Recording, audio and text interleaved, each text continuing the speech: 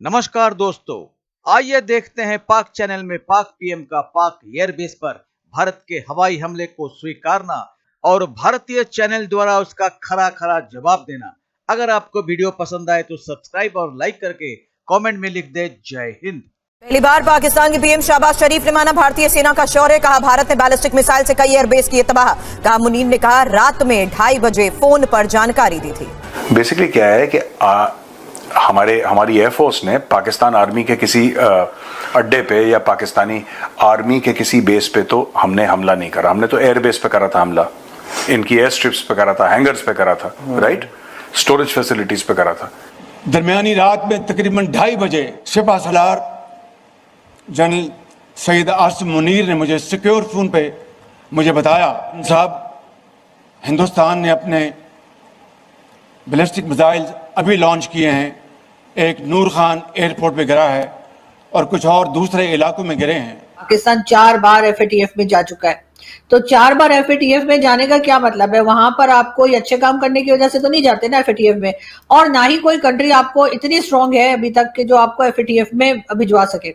FATF में आप अपने करतूतों की वजह से जाते हैं, एफएटीएफ में आप उस रीजंस की वजह से जाते हैं कि जो आपने गलत सलत काम किए होते हैं और उसको चेक किया जाता है, डबल चेक किया जाता है और उसके बाद बात है ऑपरेशन सिंदूर की, तो उसके ऊपर बात करें कि हमने पाकिस्तान को बोला था, डॉक्टर जयशंकर कह रहे हैं कि हमने पाकिस्तान को बोला था कि हम टेररिस्ट आउटफिट को निशाना बनाने आ रहे हैं, और हमने वो किया और हमने कामयाबी के साथ अपने अहदाफ को, जो टारगेट्स थे, उसको हमने हासिल किया है। जब सीज फायर करने आए तो विक्रम मिस्री साहब ने कहा कि जी हम इसलिए बंद करें क्योंकि पाकिस्तान के डीजीएमओ ने कांटेक्ट किया हमसे।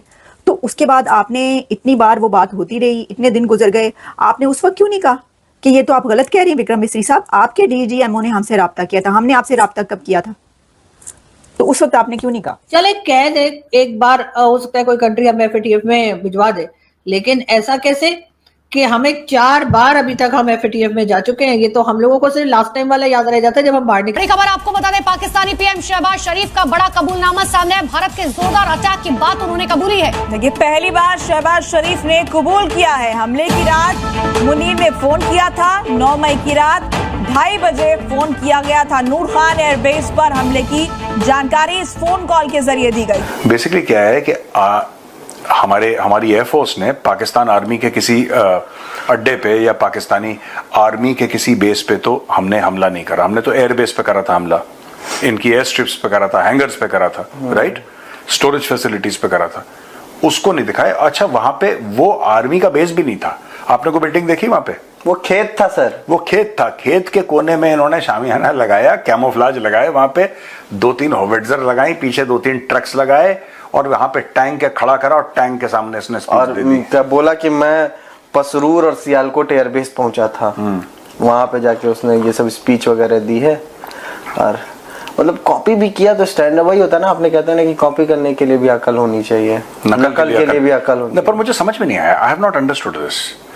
मोदी जी C-130 हरक्यूलिस से गए तो उसने कहा कि यार हम तो उतार नहीं सकते, भारत ने तोड़ दिया है, तो चलो जीप में चलते हैं। नहीं, चलो जीप में भी ठीक है, लेकिन टैंक के ऊपर चढ़ा द प्राइम मिनिस्टर, एक तो उसको नेम प्लेट लगा के रखी the prime minister of Pakistan. इसका क्या मतलब है? वो कभी वो अपने टैंक पे चढ़ता है तो उसके आगे 4 स्टार प्लेट लग जाते हैं, वो 4 तारों की स्टार प्लेट लग जाती है आसिम मुनीर के लिए। What nonsense, it's a tank यार। और फिर पता है, मट्टी जानबूझ के सिपाही उसके ऊपर मट्टी छिड़कते हैं टैंक के ऊपर, क्योंकि मैंने देखा कि वो टैंक उसको ये दिखाने के लिए कि बड़ा एक्सरसाइज से आया था और बड़ा ऐसे ऐसे करके आया था, वो कुछ नहीं आया था, क्योंकि स्टार प्लेट पे मट्टी थी नहीं, स्टार प्लेट के बगल में मिट्टी थी, स्टार प्लेट पे नहीं लगी होगी मिट्टी। स्टार प्लेट आप दिखाइए जरा स्क्रीन पे, स्टार प्लेट चमक रही है साफ, टैंक गंदा है। ये सारा फ्रॉड है, सारा स्टेज मैनेज्ड है, और ये नकल मारने के लिए कि मैं भी करूंगा। ये खुद उन्होंने ब्रीफिंग नहीं करी थी पहले, और इनकी ब्रीफिंग भी जो थी, जो उन्होंने नकल मारी है डीजीएमओ की ब्रीफिंग, इतनी घटिया ब्रीफिंग, पाकिस्तानी खुद मजाक उड़ा रहे हैं। Pakistani themselves are making fun। मुझे अब डीजीएमओ का याद आ गया था, मुझे याद है उनका डीजीएओ, हमारे DGAO air marshal AK Bharti sir का तो स्टेटमेंट्स चल रहा है, तो उनके भी डीजीएओ का एक स्टेटमेंट चल रहा है। क्या कहता भाई कि S-400 को आइडेंटिफाई करना मुश्किल है, उसको हिट करना आसान है। तो दुनिया करी कहता क्या भाई, क्या क्या फिर से बोलना, कहना क्या चाह रहे हो? कहना क्या चाह रहे हो? कह रहा वो S-400 को आइडेंटिफाई करना मुश्किल है। कुछ तो उसने बोला, मतलब उसको लगा कि मैंने कुछ तो ऐसे डीप बात बोल दी। एक किसी ने पूछ लिया उससे, एक किसी जर्नलिस्ट ने पाकिस्तानी, कि क्या है एयर डिफेंस सिस्टम, क्या उसने कुछ एक टेक्निकल बड़ा सवाल पूछा लंबा सा। तो भाई बोलता है कि आपकी जो पढ़ाई है वो अच्छी है, लेकिन हमारी फौज पूरी जोश से भरी। उसने टेक्निकल सवाल पूछा, उसने जोश बता के खत्म कर दिया अपना पूरा स्टेटमेंट। और इनका ऑपरेशन बनियान खत्म हो गया ना। ऑपरेशन बनियान खत्म हो गया, ऑपरेशन कच्चा शुरू होगा। ऑपरेशन कच्चा शुरू होगा पाकिस्तान का। मुझसे कहते हैं कि इंडिया की मीडिया तो इसको प्रोनाउंस ही नहीं कर पाती हमारे ऑपरेशन को। अब प्रोनाउंस क्या करना, सिंदूर तुम प्रोनाउंस कर लेते हो ना। सारे पाकिस्तानियों का ये प्रोनाउंसिएशन बिल्कुल बेहतरीन है, ऑपरेशन सिंदूर। जिसका असर होगा वो तो, जिसका असर होगा। तुम्हारा बनियान जांगिया ये कैसे ऑपरेशन है, ऑपरेशन बनियान। मतलब इनको जल्दबाजी में जो पकड़ में आया उन्होंने बोला बनियान रखो। पाकिस्तान 4 बार एफएटीएफ में जा चुका है, तो 4 बार एफएटीएफ में जाने का क्या मतलब है? वहां पर आप कोई अच्छे काम करने की वजह से तो नहीं जाते ना एफएटीएफ में, और ना ही कोई कंट्री आपको इतनी स्ट्रांग है अभी तक कि जो आपको एफएटीएफ में भिजवा सके। एफएटीएफ में आप अपने करतूतों की वजह से जाते हैं, एफएटीएफ में आप उन रीजंस की वजह से जाते हैं कि जो आपने गलत सलत काम किए होते हैं और उसको चेक किया जाता है, डबल चेक किया जाता है और उसके बाद जाते हैं। चले कह दे एक बार हो सकता है कोई कंट्री हमें एफएटीएफ में भिजवा दे, लेकिन ऐसा कैसे कि हमें 4 बार अभी तक हम एफएटीएफ में जा चुके हैं। ये तो हम लोगों को सिर्फ लास्ट टाइम वाला याद रह जाता है जब हम बाहर निकले होते हैं। उससे पहले हम जब गए थे तो वो हमारे लोग ना तो पढ़ते हैं, ना पढ़ाते हैं, ना बताते हैं, ना सिखाते हैं। तो इस वजह से हम यही बिलीव करते हैं कि बस जी अभी गए थे ना तो बाहर आ गए, और जी उसके बाद चौड़े होके कहते हैं आपको पता है हम एफएटीएफ से क्यों बाहर आए?